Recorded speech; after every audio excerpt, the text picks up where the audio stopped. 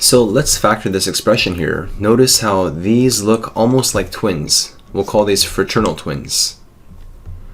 So the 2x minus 3 looks awfully familiar here, not quite exactly the same. So let's try pulling out a negative 1. So we have a squared, 2x minus 3.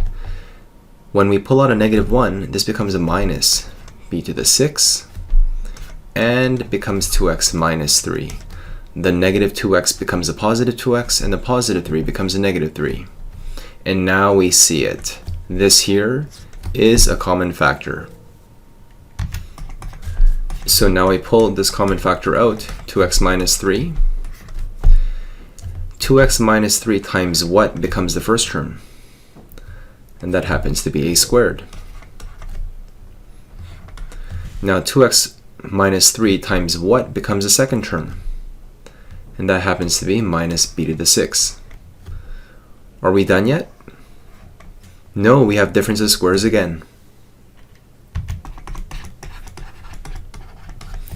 So we're going to factor the square root of a squared is a, and the square root of b to the 6 is b cubed. So now we're finally finished factoring.